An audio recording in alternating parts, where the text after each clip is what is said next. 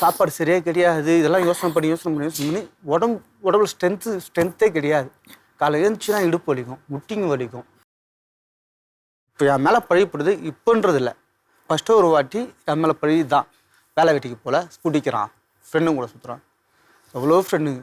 என்றைக்கு ஒன்று லவ் பண்ணி கல்யாணம் பண்ண ஆரம்பிச்சுனோம் அதுன்னு ஃப்ரெண்ட்ஷிப்பை கட் பண்ணிட்டேன். பசங்களுக்கு நான் என்ன பண்ணேன், ஒரு வாரமாக டிஃபன் வாங்கிட்டு வந்தேன். காலைல சாப்பாடு வச்சு போகிற தயிர் வாங்கி சாப்பிட்டு பசங்களுக்கு கட்டி கொடுத்துருது.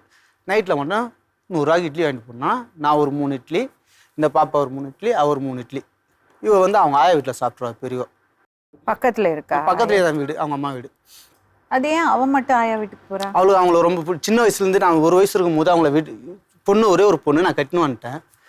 பாப்பா பிறந்தவொடனே 1 வயசு பிறந்தநாள் கொண்டாடிட்டு அவங்ககிட்ட கொடுத்துட்டேன். அவங்க தான் பார்த்தாங்க, நான் அவங்கள குறையும் சொல்லலை. அவங்க தான் இந்த புள்ளையை பார்த்தாங்க.